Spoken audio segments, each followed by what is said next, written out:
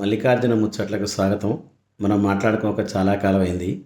ఈ మధ్య కాలంలో వచ్చినటువంటి మహిళా దినోత్సవం సందర్భంగా నాకు మహిళలలో చెప్పుకోదగ్గ వ్యక్తి లేదా ప్రపంచం మొత్తం కూడా ఎవరిని ఆదర్శంగా తీసుకోవాలి అని ఒక మహిళ పేరు చెప్పమంటే నేను చెప్పేటువంటి ఏకైక వ్యక్తి సీతాదేవి.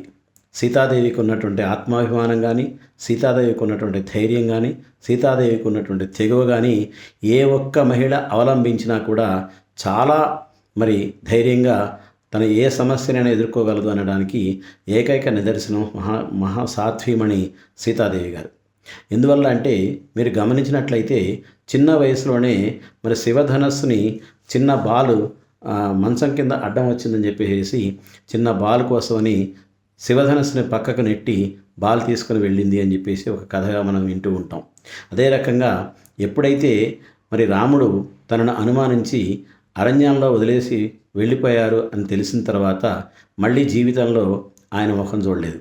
మీరు గమనించినట్లయితే భర్త ఎవరో చెప్పకుండా, పిల్లలకి తండ్రి ఎవరో తెలియజేయకుండా ఆమె తన ఇద్దరు పిల్లల్ని తండ్రితో సమానమైనటువంటి వీర యువకులుగా తయారు చేసింది.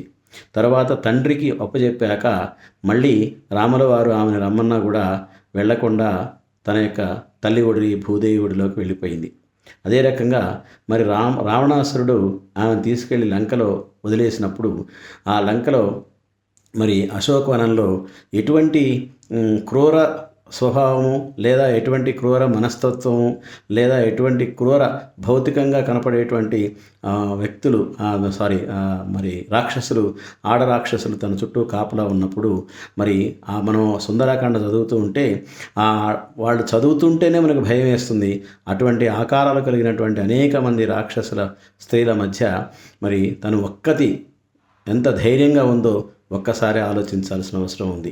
అంటే ఎటువంటి భయానకమైనటువంటి పరిస్థితుల్లో ఉన్నా కూడా స్త్రీ తనను తాను రక్షించుకోగలదు.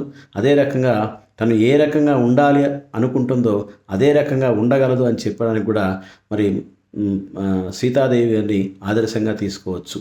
అదే రకంగా ఆత్మాభిమానానికి కానీ లేదా ధైర్యానికి కానీ సీతాదేవిని ఆదర్శంగా తీసుకొని నేటి మహిళలు కనుక ముందుకు వెళ్ళినట్లయితే ఎంతటి ఉన్నత స్థానానికి చేరుకోగలరు అని చెప్పడానికి ఆ మహాసాధ్వీమణిని ఉదాహరణగా తీసుకోవచ్చు అని చెప్పేసి తెలియజేస్తూ ఇంకా ఎవరైనా నా యొక్క ఈ దీన్ని సబ్స్క్రైబ్ చేయనట్టయితే వెంటనే సబ్స్క్రైబ్ చేసుకోండి. అదే రకంగా లైక్ చేయండి, కామెంట్ చేయండి, ఏదైనా సలహాలు ఉంటే తెలియజేయండి. మీ మల్లికార్జున శర్మ. ధన్యవాదాలు. నమస్కారం.